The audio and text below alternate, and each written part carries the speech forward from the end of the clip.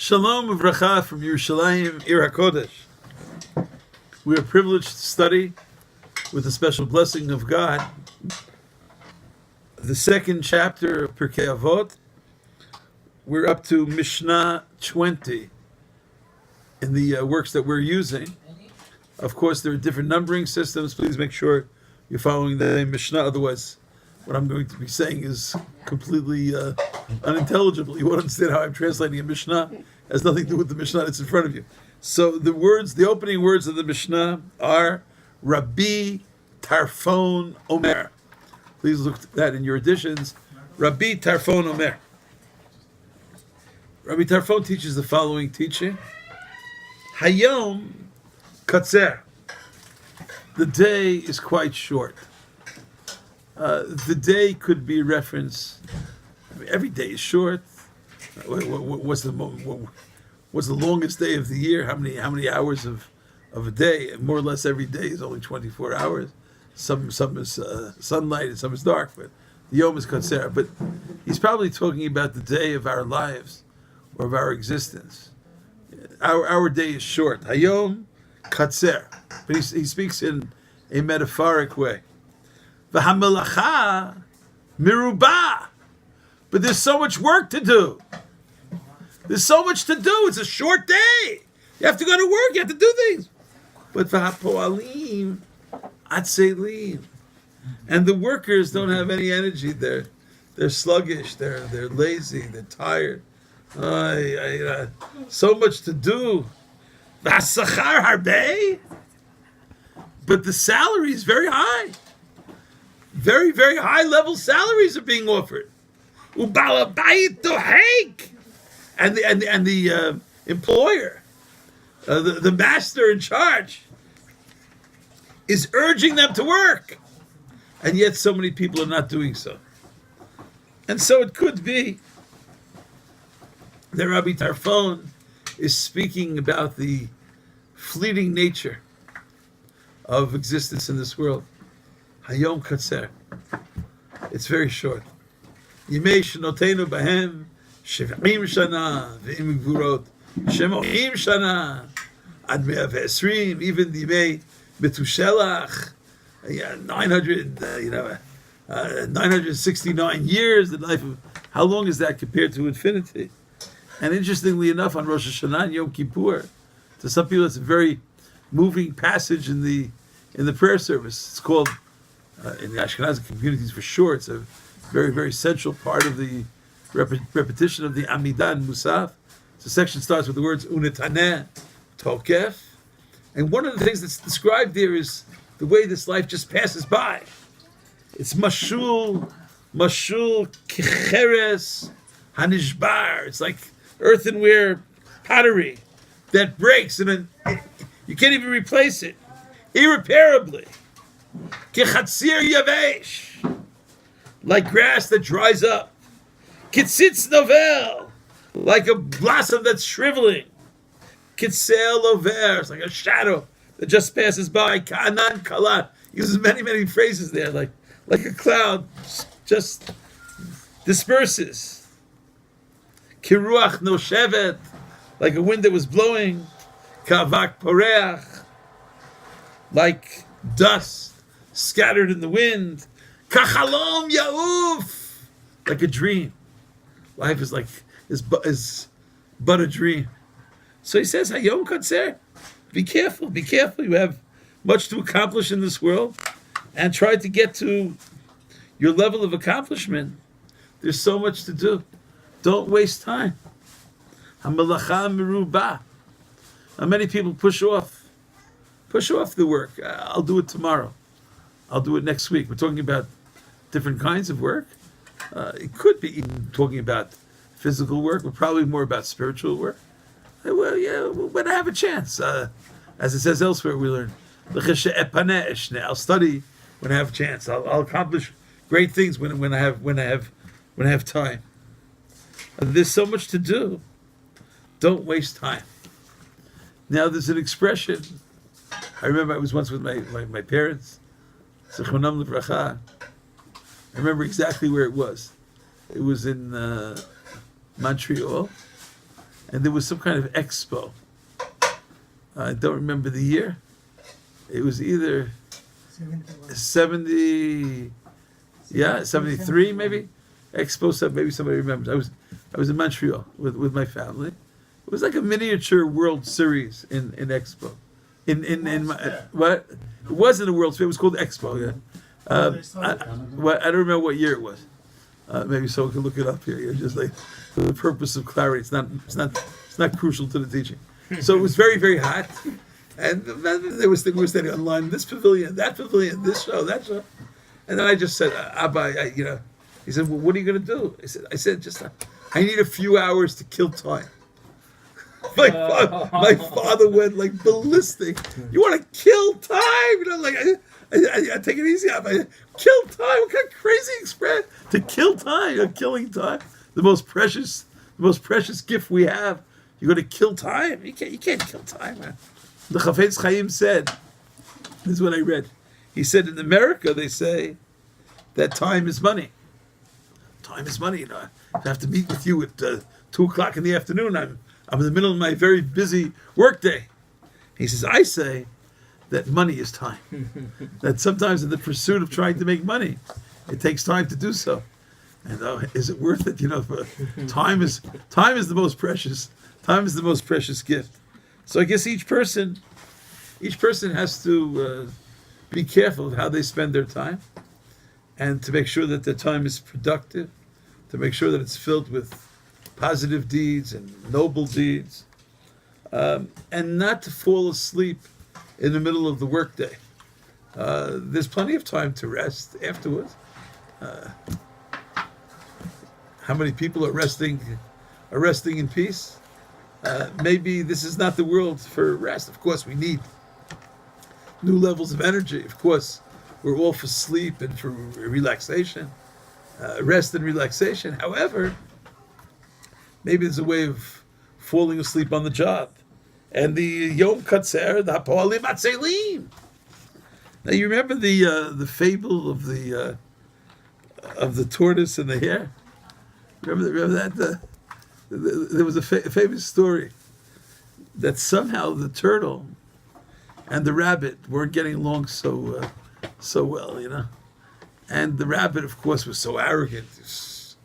A rabbit can run, the hare can run at a speed many times of the turtle. So there was going to be this great competition to the finish line between the tortoise, between the turtle, and the hare and the rabbit. Now it's obvious, right? I mean, the rabbit can run much faster than so the rabbit dashes ahead and is going towards the finish line, turns around and looks at the turtle. It looks like, forget it. So he just closes his eyes. He goes to sleep somewhere on the road, and he sleeps right through the race. And the winner of the race is, the turtle. Sometimes, people in the middle of the race, even if they're doing very well, it's in the middle of the day. The Yom is Katzer, the Melacha is Meuruba, the Balabait is Dochek, the Poalim Atzelim. You can't just fall asleep on the job, even if you think you're doing very well. And unfortunately, many times, people are not that dedicated to the Melacha aspect of their existence. Exactly what the Melacha is Melacha study, is Melacha fulfillment of commandments, is Melacha acts of kindness, acts of generosity, acts of philanthropy. There are different ways of interpreting it. I thought it would maybe be important to quote that in Masechet Kiddushin, in the Tractate Kiddushin on page 40b, Daf Mem Amud Bet, there's a description there about Rabbi Tarfon.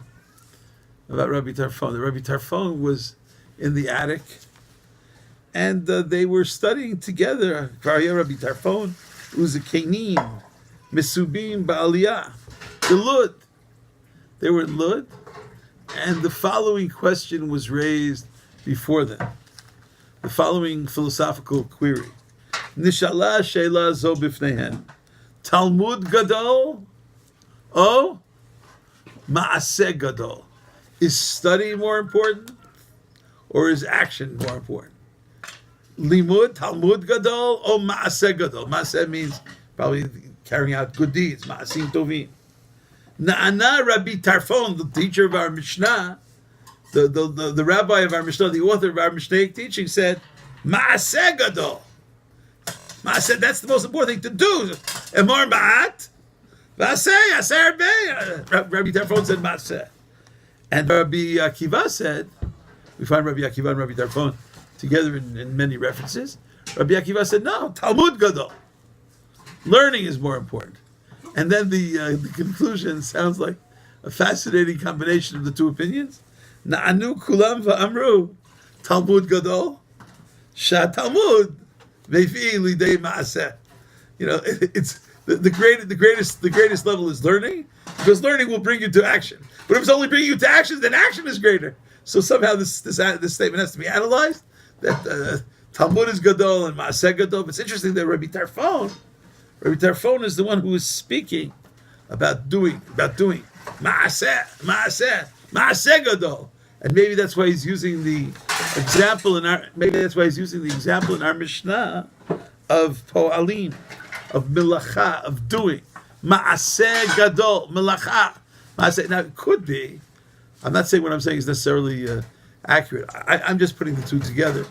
I don't know if I saw this in the Farshim, so you don't like the idea, you're welcome to reject it, but I see something with Rabbi Tarfon and Melacha and Melacha in our Mishnah, Melacha Mruba and Maaseh, although Maaseh and Melacha are not necessarily the same, and perhaps one could say that even learning Torah, also Melacha, but it's surely food for thought.